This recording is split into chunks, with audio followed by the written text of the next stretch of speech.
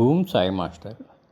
సాయిలోకం ఛానల్కి సబ్స్క్రైబ్ చేయండి, లైక్ చేయండి, షేర్ చేయండి, కామెంట్స్ చేయండి అని ప్రార్థన. శనివారము 3వ రోజు పారాయణ. ఓ పరమాత్మ సాయి, ఈ భూమిపై ఏ జీవికి లేని సామర్థ్యాలను మానవుడికి ప్రసాదించావు.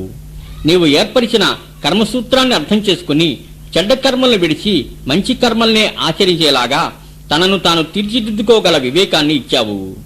తద్వారా జీవితమంతా సుఖము సంతోషము లభించేలాగా, మరణించాక మరలా ఉత్తమ జన్మలు పొందేలాగా, చివరకు దుఃఖరహిత స్థితిని పొందేలాగా అవకాశాన్ని ఇచ్చావు.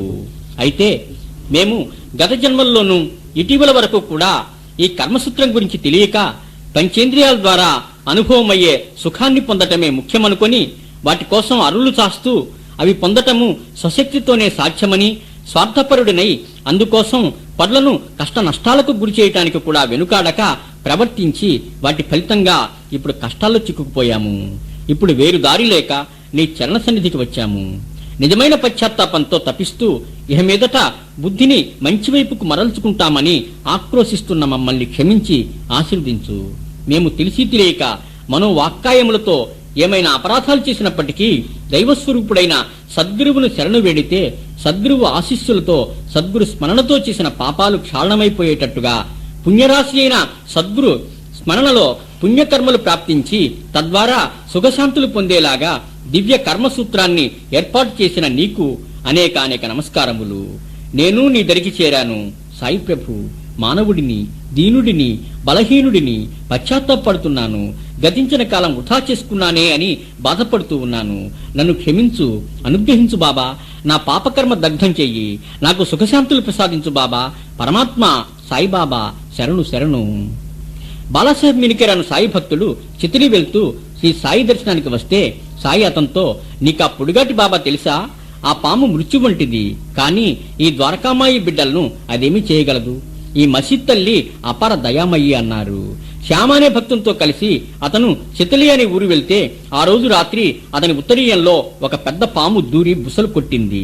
ఈ సాయి దయ వలన ఏ ప్రమాదము వాటిల్లలేదు. భగవంతుని ఆజ్ఞ లేక తేళ్లు పాముల వంటివే కాక మరెవరూ ఇతరులకు హాని చేయలేరు. అందువల్ల అనవసరపు కలహాల్లోనూ జీవులను చంపి హింసించటంలోనూ పాల్గొనకూడదు. దైవమే అందరికీ రక్షకుడు అనేవారు సాయి.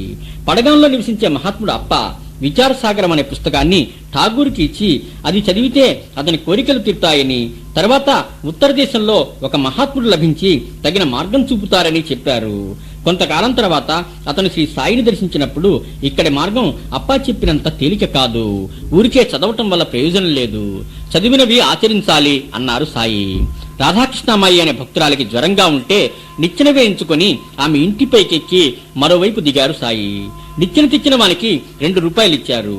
ఎక్కువ డబ్బు ఎందుకు ఇచ్చారు అని అడిగితే ఎవరి చేత ఉచితంగా సేవ చేయించుకోరాదని, ఉదారంగా ప్రతిఫలమివ్వాలని చెప్పారు సాయి. ఈ సాయి ఆశీస్సుల కోసం సిరిది వచ్చిన వాడొకడు ఎవరినో నిందిస్తూ సాటివారిలో అతని గురించి దురభిప్రాయం కలిగిస్తూ కాలం గడుపుతూ ఉంటే సాయి అతనికి మలాన్ని భక్షిస్తున్న పందిని చూపి, నీ ప్రవర్తన అలాంటిదే. ఆ పంది మలాన్ని ప్రీతితో తింటున్నట్టుగా నువ్వు నీ సోదరుని మనస్ఫూర్తిగా నిందిస్తూ అతని మాలిన్యాలను నువ్వు గ్రహిస్తున్నావు. ఇలా చేస్తే తిరిగి వచ్చి మాత్రం ఫలితమేమిటి అన్నారు. సాయి భక్తుడైన దాస్కర్ను ఎంతో క్లిష్టమైన ఈశావాస్య ఉపనిషత్తును మరాఠీ భాషలోకి అనువదించినప్పటికీ అందులోని పాఠాన్ని పూర్తిగా గ్రహించలేక బోధించమని శ్రీ సాయిని ప్రార్థించాడు.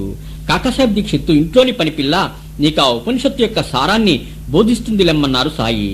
తర్వాత దాస్కర్ను విల్లేపార్లలో కాకా ఇంటికి వెళ్ళినప్పుడు ఉదయమే చింకిగుడ్డలు వేసుకుని పనులు చేస్తున్న నౌకరీ పిల్ల కనిపించింది.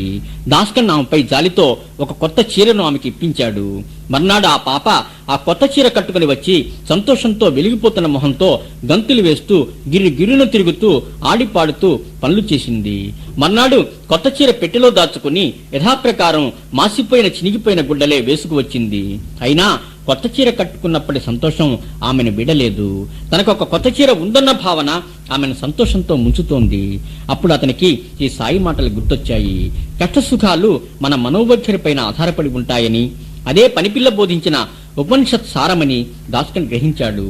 వేదాలు, ఉపనిషత్తులు, అష్టాదశ పురాణాలు, వేదాంతము క్షుణ్ణంగా చదువుకున్న అనంతరావు పాటంకరు ఎన్ని చదివినా శాంతి లభించలేదని, దాక్షిణ్యంతో ఆశీర్వదించమని శ్రీ సాయిని ప్రార్థించాడు. శ్రీ సాయి అతనికి భక్తి లేని పాండిత్యం వ్యర్థమని శ్రవణము, కీర్తన, స్మరణ, పాదసేవ, పూజ, నమస్కారము, దాస్యము, సఖ్యము, ఆత్మ నివేదనము అనే 9 రకాలైన భక్తులతో దైవాన్ని ఆరాధించాలని, ప్రేమతో నిండిన భక్తిని ఆచరిస్తే తప్పక శాంతిక్షేమాలు కలుగుతాయని చెప్పి శ్రీ సాయి అతన్ని ఆశీర్వదించారు. పాటంకర్ హృదయం ఆనందంతో నిండిపోయింది. తనమందు పేరాస గల కోటీశ్వరుడొకడు సిద్ధి వచ్చి సాయికి నమస్కరించి తనకు బ్రహ్మజ్ఞానం ప్రసాదించమని ప్రార్థించాడు. పేరాస గలవానికి బ్రహ్మజ్ఞానం పొందే స్తోమత ఉండదు. దురాశ గల వారికి శాంతి కాని తృప్తి కాని ఉండదు. ఆత్మ సాక్షాత్కారం పొందాలంటే పంచ ప్రాణాలు, పంచేంద్రియాలు, మనస్సు, బుద్ధి, అహంకారము సమర్పణ చేయాలి. అందుకుగాను మొదట ముక్తి పొందాలనే కోరిక తీవ్రంగా ఉండాలి. ఇహపర సౌఖ్యములందు విముఖుడై ఉండాలి. అంతర్ముఖుడై తపమాచరించాలి. పాపపు పనులు మానుకోవాలి. సరైన నడవడి కలిగి ఉండాలి. ఇష్టమైనవి కాక శ్రేయస్కరమైన వాన్నే కోరుకోవాలి. మనోనిగ్రహము, పంచేంద్రియ నిగ్రహము కలిగి ఉండాలి. పావనమైన మనస్సు కలిగి ఉండాలి. సమర్థుడైన గురువును విశ్వసించాలి. భగవంతుని కటాక్షాన్ని సంపాదించాలి. ఇవి ఆచరణలోకి తెచ్చుకుంటే బ్రహ్మజ్ఞానాన్ని పొందటానికి యోగ్యత కలుగుతుంది. నా ఖజానా నిండుగా ఉంది. ఎవరికేది కావాలన్నా వారికి అది ఇవ్వగలను. అందుకు తగిన యోగ్యత సంపాదించండి అని సాయి బోధించారు. సాటి అనే భక్తుడు అనేక చిక్కు సమస్యలతో సిరిది వచ్చి శ్రీ గురు చరిత్ర ఒక సప్తాహ పారాయణ చేయగానే శ్రీ సాయి తమ చేతిలో శ్రీ గురు చరిత్రను ధరించి అందులోని సారాన్ని బోధిస్తున్నట్టుగా స్వప్న దర్శనమిచ్చారు. అంతేకాక శ్రీ గురు చరిత్ర మరొక సప్తాహ పారాయణ చేస్తే భగవంతుడు అనుగ్రహిస్తాడని శ్రీ సాయి చెప్పారు. ఈ సంగతి విన్న హేమాత్ పంత్కు చాలా విచారం కలిగింది. తాను 40 సంవత్సరాలుగా శ్రీ గురు చరిత్ర పారాయణ చేస్తూ 7 సంవత్సరాలుగా శ్రీ సాయి చెంత నివసిస్తున్నప్పటికీ తనకు సాయి నుంచి ఏ సందేశం లభించలేదే, తన కాలమంతా వ్యర్థమైందా అనే చింత కలిగింది. శ్రీ సాయి అతని మనోభావం గమనించి శ్యామ అనే భక్తుని వద్దకు వెళ్లి కాసేపు మాట్లాడి రమ్మని పంపారు. శ్యామ అప్పుడొక బాబా లీలను చెప్పారు. రాధాబాయి దేశ్ముఖ్ అనే వృద్ధురాలు ఎలాగైనా సాయిబాబా చేత మంత్రోపదేశం పొందాలని సిరిది వచ్చి అంతవరకు అన్నము నీరు ముట్టను అని దీక్ష పూనింది. 3 రోజులు గడిచాక శ్రీ సాయి ఆమెను పిలిపించి ఇలా చెప్పారు.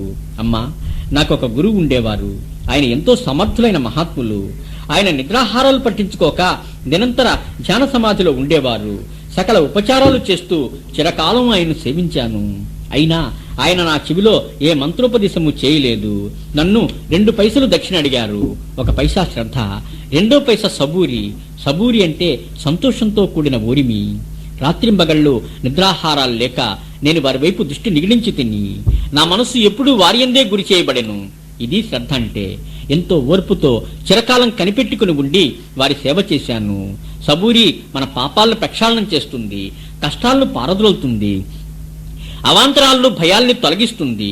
ఓరిమి ఈ ప్రపంచమనే సాగరాన్ని సురక్షితంగా దాటించగల నావ, చివరకు జయాన్ని కలుగజేస్తుంది. ఓరిమి అనేది మనిషిలోని అసలైన పురుష లక్షణం.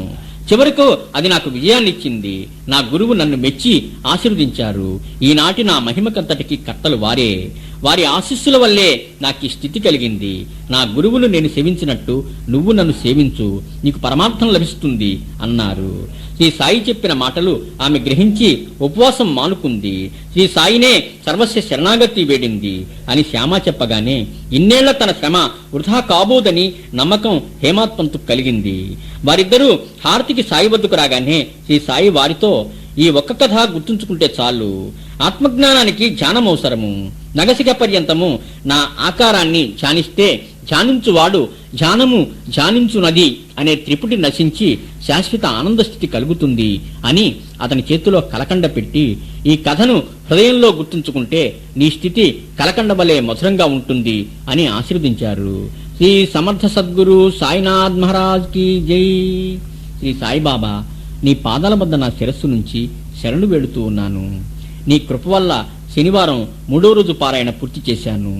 నన్ను అనుగ్రహించి ఆయురారోగ్య ఐశ్వర్యాలు, నీ యందు పరిపూర్ణ భక్తి విశ్వాసాలు, శాంతి ఆనందాలు ప్రసాదించండి బాబా. ఓం సాయి మాస్టర్. సాయిలోకం ఛానల్కి సబ్స్క్రైబ్ చేయండి, లైక్ చేయండి, షేర్ చేయండి, కామెంట్స్ చేయండి అని ప్రార్థన. ఓం సాయి మాస్టర్. సాయిలోకం ఛానల్కి సబ్స్క్రైబ్ చేయండి, లైక్ చేయండి, షేర్ చేయండి, కామెంట్స్ చేయండి అని ప్రార్థన.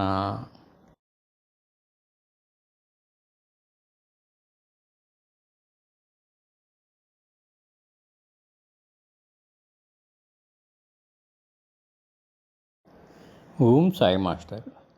సాయిలోకం ఛానల్కి సబ్స్క్రైబ్ చేయండి, లైక్ చేయండి, షేర్ చేయండి, కామెంట్స్ చేయండి అని ప్రార్థన.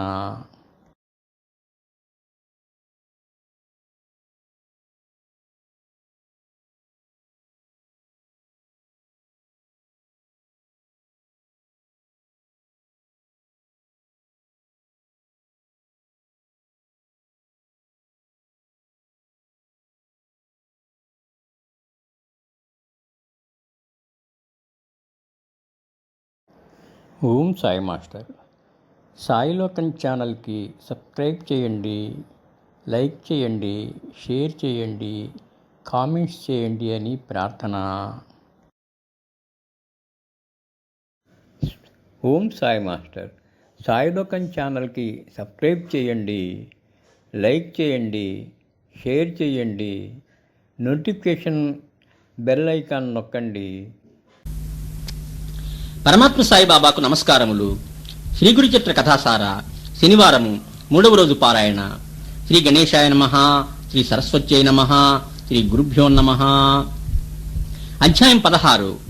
ఒకరోజు మునివేషంలో ఉన్న ఒక బ్రాహ్మణుడు వచ్చి శ్రీగురునికి నమస్కరించాడు. ఆయన తన గురువు పట్ల విముఖుడై విడిచి వచ్చినందున శ్రీగురుడు అతనికి ఉత్తమ గురుభక్తుల కథలు ఇలా చెప్పారు. పూర్వం ధౌమ్యుడు అనే మునికి అరుణుడు, బైదుడు, ఉపమన్యువు అని 3 శిష్యులు ఉండేవారు. ఒకసారి గురువు అరుణుని పిలిచి పొలానికి నీరు పెట్టమన్నారు. అయితే పంట కాలవకు గండిపడి పొలంలోకి నీరు ఎక్కలేదు. ఏం చేసినా గండి పూడకపోయేసరికి అరుణుడు తానే ఆ నీటి ప్రవాహానికి అడ్డుగా పడుకుని పొలమంతా నీరు నిండేలాగా చేశాడు. సంగతంతా తెలిసి ధౌమ్యుడు శిష్యుని ఆశీర్వదించి సకల విద్యలు ప్రసాదించారు. ధౌమ్యుడు మరొకసారి వైద్యుడు అనే శిష్యుని పిలిచి పొలంలో పండిన ధాన్యాన్నంతా కోసి పంట ఇంటికి చేర్చమని బండి ఒక్క దున్నపోతును మాత్రం ఇచ్చాడు.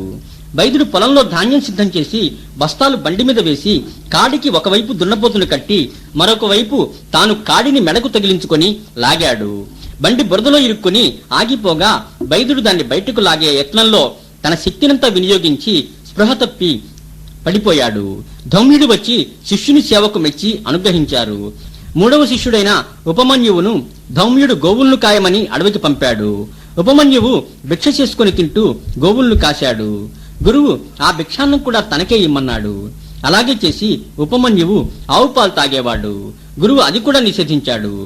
ఆకలితో ఉన్న ఉపమన్యువు జిల్లేడు పాలు తాగుదామని పాలు తీస్తుండగా అవి కంటిలో పడి గుడ్డివాడై ఆవులను తోలుకొని వస్తూ ఒక గోతిలో పడ్డాడు. ధౌమ్యుడు వచ్చి అశ్విని దేవతల కృపతో అతనికి దృష్టి తెప్పించి అతని భక్తికి మెచ్చి అనుగ్రహించారు. శ్రీగురుడు చెప్పిన ఈ గురుభక్తుల కథలు విని ఆ బ్రాహ్మణుడికి పశ్చాత్తాపం జనించి అతను ప్రాణత్యాగం చేయడానికి సిద్ధపడ్డాడు. శ్రీగురుడు వారించి అతని తలపైన చేయి పెట్టి ఆశీర్వదించారు.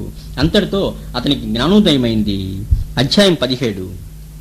శ్రీ నృసింహసరస్వతి స్వామి వైద్యనాథం నుంచి సంచరిస్తూ భువనేశ్వరీదేవి సన్నిధి అయిన బిల్లవటి గ్రామం చేరి అక్కడి ఉదుంబర వృక్షం కింద ఉంటూ అక్కడే ఒక చాతుర్మాస్య దీక్ష చేశారు. కరవీరపురంలో వేదశాస్త్ర పారంగతుడైన బ్రాహ్మణుడు ఉండేవాడు. అతనికి మందమతి అయిన కొడుకు పుట్టాడు. పిల్లవాడి చిన్న వయసులోనే తల్లిదండ్రులు చనిపోయారు. మందమతి అవటంతో అతనికి చదువు రాలేదు. అందరూ సుంఠాని హేళన చేస్తుంటే అతనికి ఎంతో అవమానము యథా కలిగాయి. బ్రతుకు మీద విరక్తి కలిగి అరణ్యంలోకి వెళ్లి తిండి మాని ప్రాణాలు విడుద్దామని నిర్ణయించుకుని ఇల్లు విడిచి నడుస్తూ రాత్రికి బిల్లవట్టి అనే గ్రామం చేరాడు. అక్కడ జగన్మాత భువనేశ్వరీదేవి గుడికి వెళ్లి దర్శనం చేసుకున్నాడు. దేవి అనుగ్రహం కోసం అన్నోదకాలు త్యజించి 3 రోజులు సత్యాగ్రహం చేశాడు. దేవి దర్శనమియ్యలేదు. జగన్మాత కూడా తన్ను ఉపేక్షించినందుకు అతనికి జీవితం పైన మరీ విరక్తి కలిగి తన నాలుకను కత్తితో కోసి దేవికి సమర్పించాడు. ఆ రోజు దేవి ముందు నమస్కరించి, హే జగన్మాత, ఈ రోజు దర్శనమివ్వకపోతే రేపు నా తలనే నీకు సమర్పిస్తాను అని ప్రతిజ్ఞ చేశాడు. ఆ రాత్రి దేవి స్వప్నంలో దర్శనమిచ్చి కృష్ణానది తీరాన ఔదుంబర వృక్షం కింద అవతార పురుషుడున్నాడు, ఆయన శరణు వేడు అని ఆదేశించింది. అతడు వెంటనే కృష్ణానది దాటి అక్కడ శ్రీగురుని దర్శించి ఆయన పాదాలపై పడ్డాడు. శ్రీగురుడు సంప్రీతుడై అతన్ని ఆశీర్వదించారు. ఆ బ్రాహ్మణుడి కుమారుడికి జ్ఞానప్రాప్తి కలగటమే కాకుండా నాలుక కూడా మొలవటం ఆశ్చర్యం. అధ్యాయం 18. శ్రీగురుడు కృష్ణా పంచగంగా సంగమంలో నరసోబావాడిలో ఔదుంబర వృక్షం కింద నివసించారు. స్వామి ప్రతిరోజు అమరపుర గ్రామానికి భిక్షకు వెళ్లేవారు. ఆ గ్రామంలోనే ఒక బ్రాహ్మణుడు భిక్షావృత్తి చేస్తూ జీవించేవాడు. అతడు సదాచారి. భార్య, 2 పిల్లలు ఉన్నారు. వారి ఇంటి ముందు తమ్మ చెట్టు ఒకటి ఉండేది. తినడానికి ఏమీ దొరకని రోజున తమ్మకాయలు వండుకుని తినేవారు. ఒకరోజు శ్రీగురుడు వారి ఇంటికి భిక్షకు వెళ్లారు. వారు భక్తి శ్రద్ధలతో శ్రీగురుని పూజించి ఇంట్లో ఏమీ లేని కారణంగా తమ్మకాయలు వండి పెట్టారు. శ్రీగురుడు సంతోషంతో దాన్నే స్వీకరించి ఇక మీ దరిద్రం మాయమైంది అని ఆశీర్వదించారు. ఆయన వెళ్లిపోతూ ఇంటి ముందున్న తమ్మ మొక్కను పీకి పారేసి వెళ్లారు. అందుకు ఆ బ్రాహ్మణుని భార్య దుఃఖించింది. బ్రాహ్మణుడు భార్యను సమాధానపరిచి ఆ మొక్కను మరలా నాటుదామని పాదు చేస్తూ ఉంటే భూమిలో ఒక బిందె దొరికింది. దాని నిండా బంగారం ఉంది. బ్రాహ్మణుడు, ఆ యతీశ్వరుడు మన కష్టాలు తీర్చడానికే మన ఇంటికి భిక్షకు వచ్చి మన పట్ల ప్రసన్నులై ఈ ధనం ప్రసాదించారు. అనవసరంగా వ్యథ చెందావు. ఆయన మానవమాత్రులు కారు. ఆయన నిశ్చయంగా దైవావతారం. నేను చెప్పేది నిజం అని కుటుంబ సమేతంగా శ్రీగురుని సన్నిధికి వెళ్లి భక్తి శ్రద్ధలతో పూజించి ఆశీర్వచనం పొందారు. అధ్యాయం 19. శ్రీమన్నారాయణుడు నృసింహావతారం ధరించి వాడి అయిన తన గొళ్లతో హిరణ్యకశిపుని పొట్ట చీల్చి చంపాడు. అప్పుడు ఆ రాక్షసుని విషపు రక్తం స్వామి గోళ్లలో ఇరుక్కొని బాధించింది. అది చూచి లక్ష్మీదేవి ఔదుంబర వృక్షం ఆకుపసరుతో ఆ బాధను తగ్గించింది. అందుకు సంప్రీతుడైన స్వామి ఔదుంబరాన్ని పూజించిన వారికి సర్వ బాధలు తొలుగుతాయని, తాము ఆ వృక్షంలో నివసిస్తామని వరమిచ్చారు.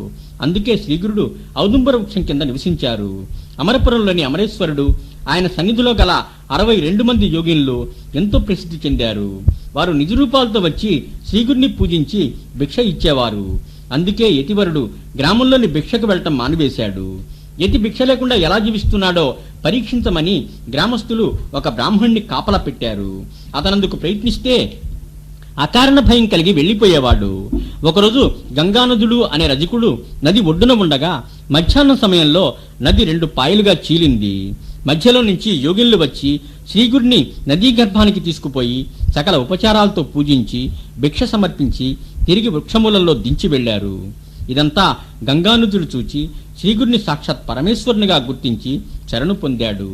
తను ఆ ప్రాంతం విడిచి వెళ్లేదాకా ఈ విషయం గుప్తంగా ఉంచమని శ్రీగురుడు ఆజ్ఞ ఇచ్చారు.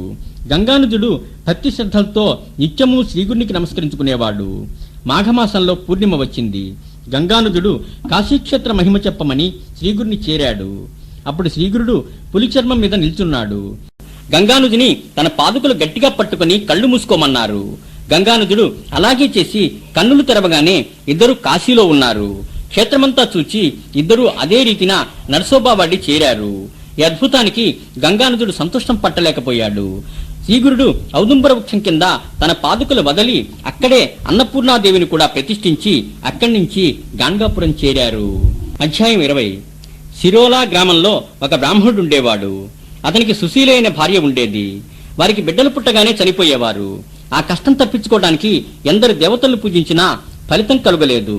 అప్పుడు ఆమెకు ఒక దైవజ్ఞుడు పూర్వజన్మలో ఒక బ్రాహ్మణుడికి బాకీ తీర్చని కారణంగా అతడు పిశాచమై పిల్లలను చంపుతున్నాడని చెప్పారు. నరసుబావాడి వెళ్లి ఉదుంబర వృక్షం కింద ఉన్న శ్రీగురు పాదుకలను శ్రద్ధతో పూజించమని చెప్పాడు. ఆమె ఆ ప్రకారంగా శ్రీగురు పాదుకలను శ్రద్ధతో పూజిస్తూ ఉంటే ఒక రాత్రి ఆమెకు కలలో పిశాచం కనిపించి బెదిరించాడు. ఆమె శ్రీగురు పాదాలు పట్టుకుని శరణు వేడింది. శ్రీగురుడు ఇక మీదట ఆమెను పీడించవద్దని ఆ పిశాచాన్ని ఆదేశించారు. అందుకు ప్రతిగా ఆమె పిశాచానికి ఉత్తరక్రియలు చేయించి శక్తి కొద్దీ దానమిస్తుందని, తర్వాత అతనికి తాము ముక్తి ప్రసాదిస్తామని చెప్పారు. పిశాచము అందుకు అంగీకరించాడు. శ్రీగురుని ఆనతి ప్రకారంగా ఆమె అలా చేయగానే ఆమెకు శ్రీగురుడు స్వప్నంలో దర్శనమిచ్చి 2 ఫలాలు ప్రసాదించి 2 పుత్రులు కలుగుతారని వరమిచ్చారు. సంతోషంతో ఆమె శ్రీగురుని పూజించగా వారి కృపచే 2 పుత్రులు కలిగి చక్కగా పెరిగారు. పెద్దవాడికి ఉపనయనము, చిన్నవాడికి సౌలము చేయాలని ముహూర్తం పెట్టుకున్నారు. ఒకరోజు రాత్రి పెద్దవాడికి ధనుర్వాతం వచ్చి హఠాత్తుగా మరణించాడు. శ్రీగురుని ప్రసాదం ఇలా వ్యర్థమైందేమిటని ఆ స్త్రీ పెద్దగా దుఃఖిస్తూ పిల్లవాడి శరీరాన్ని అంత్యక్రియలకు ఇవ్వకుండా ఒళ్ళో పెట్టుకుని శోకిస్తూ కూర్చుంది. అప్పుడొక బ్రహ్మచారి ఆమె వద్దకు వచ్చి తత్వోపదేశం చేశాడు. అధ్యాయం 21. బ్రాహ్మణ స్త్రీ తనకు తత్వముపదేశించిన బ్రహ్మచారితో, ఈ పిల్లవాడు శ్రీగురుడి ప్రసాదము. ఆయన నా పిల్లలు పూర్ణాయుర్దాయులు అవుతారని చెప్పారు. శ్రీగురుని మాట అసత్యం ఎలా అవుతుందని అడిగింది. అప్పుడు ఆ బ్రహ్మచారి, నీకంత చెదరని విశ్వాసం ఉంటే బాలుని శరీరాన్ని శ్రీగురుని సన్నిధికి తీసుకువెళ్లి అడగమన్నాడు. ఆ ప్రకారమే ఆ దంపతులు బాలుని శరీరాన్ని శ్రీగురు పాదుకల ముందు ఉంచి విలపిస్తూ కూర్చున్నారు. సంధ్యా సమయం సమీపిస్తుండగా బ్రాహ్మణులు పిల్లవాడి మృతదేహాన్ని సంస్కారానికి ఇవ్వమని, రాత్రిపూట జనసంచారం లేని ఈ అరణ్యంలో ఉండటం ప్రమాదమని హెచ్చరించారు. అయినా ఆమె తన పట్టు విడవలేదు. శరీరం కుళ్ళి వాసన వేస్తే ఆమె ఇస్తుందిలెమ్మని వారు అందరూ వెళ్లిపోయారు. ఆ స్త్రీ శ్రీగురుని పాదుకలకు తన తల కొట్టుకుంటూ విలపిస్తూనే ఉంది. కొంచెం కునుకు పట్టగానే ఆమెకు స్వప్నంలో జటాధారి అయిన దివ్యపురుషుడు ఒళ్లంతా కనిపించి బాల్ని జీవింపజేశాడు. మెలకువ రాగానే స్వప్నం నిజమైంది. పిల్లవాడు పునర్జీవితుడైనాడు. ఆ దంపతులు ఎంతో సంతోషించి స్నానం చేసి పాదుకలు పూజించారు. శ్రీగురుని మహిమ అందరూ ఎంతో కొనియాడారు. అధ్యాయం 22. శ్రీగురుడు గాంగాపురం వచ్చి భీమా అమరజా నది సంగమంలో నివసించసాగారు. ఆ ఊళ్ళో వేద పండితుడైన ఒక దరిద్ర బ్రాహ్మణుడు ఉండేవాడు. అతనికి ఒక ముసలి బర్రె ఉండేది. అది గొడ్డు బర్రె అయినందున దానిని మట్టి మోయటానికి బాడుకకు ఇచ్చేవాడు. బ్రాహ్మణుడు పేదవాడైనందున భిక్ష చేసుకుని కుటుంబ పోషణ చేసుకునేవాడు. శ్రీగురుడు తరచుగా వారి ఇంటికే భిక్షకు వెళ్లేవారు. సాత్విక బుద్ధి గలవారంటే శ్రీగురునికి ఎంతో ప్రేమ. ఆయన తమ ఆశీర్వచనంతో ఆ దరిద్రుని క్షణంలో ధనవంతులుగా మార్చగలరు. ఒక రోజున బ్రాహ్మణుడు భిక్షకు వెళ్తే ఎవరూ భిక్ష వేయలేదు. గుడ్డు బర్రెను కూడా ఎవరూ బాడుక్కు తీసుకుపోలేదు. అది వైశాఖ మాసము, మధ్యాహ్న సమయము. శ్రీగురుడు వారి ఇంటికి భిక్షార్థం వచ్చారు. బ్రాహ్మణ పత్ని తన భర్త భిక్షకు వెళ్లి ఇంకా తిరిగి రాలేదని, దయచేసి అప్పటిదాకా కూర్చోమని ప్రార్థించింది. శ్రీగురుడు అప్పటిదాకా వేచి ఉండలేనని వారి బర్రెపాలైనా కాసిని పితికివ్వమని కోరారు. స్వామి, ఇది గొడ్డు బర్రె, ముసలిదైపోయింది, పళ్ళు కూడా ఊడిపోయాయి. ఇది పాలెలా ఇస్తుంది? దీన్ని బరువులు మోయటానికి ఉపయోగిస్తున్నాం అని ఆమె చెప్పింది. శ్రీగురుడు ఇప్పుడు పాలు పితికి చూడమన్నారు. ఆయన ఆజ్ఞ ప్రకారం ఆమె పాలు పితికింది. ఆమె ఆశ్చర్యానికి అంతులేదు. గుడ్డు బర్రె బిందుడు పాలు ఇచ్చింది. ఆమె ఆనందంతో పాలు కాచి శ్రీగురునికి సమర్పించింది. శ్రీగురుడు ప్రేమతో ఆ బ్రాహ్మణ దంపతులను ఆశీర్వదించారు. అధ్యాయం 23. మరుసటి దినము రోజులాగానే గుడ్డు బర్రెను బాడుక్కు తీసుకుపోవటానికి ఎవరో వచ్చారు. అప్పుడు ఆ గృహిణి, మా గేదె దండిగా పాలిస్తున్నది, ఇక గేదెను బాడుగుకి ఇవ్వము అని ఆ పూట ఇచ్చిన బిందెడు పాలను చూపించింది. విస్మయించిన వారు ఈ వింత విషయం అందరికీ చెప్పారు. గ్రామాధికారికి ఈ విషయం తెలిసి స్వయంగా తానే వచ్చి గుడ్డుబర్రె పాలివ్వటం చూచి శ్రీగురుని మహిమను ఎంతో కొనియాడారు. వెంటనే సపరివార సమేతంగా సంగమానికి వెళ్లి శ్రీగురుని దర్శించి సాష్టాంగ నమస్కారం చేసి, స్వామి, నీవు భక్తులను ఉద్ధరించడానికే అవతరించావు. ఈ భక్తుని కోరికను కూడా మన్నించు. స్వామి, ఈ సంగమం నుంచి నువ్వు గాంగాపూర్ గ్రామంలోకి దయచేసి నీ పాదధూళితో పవిత్రం చేయి. అక్కడ మఠం కట్టించి సకల సదుపాయాలు ఏర్పాటు చేసి అందరము నిన్ను సేవించుకుంటాము అని ప్రార్థించాడు. భక్తాధీనుడైన శ్రీగురుడు అందుకు అంగీకరించారు.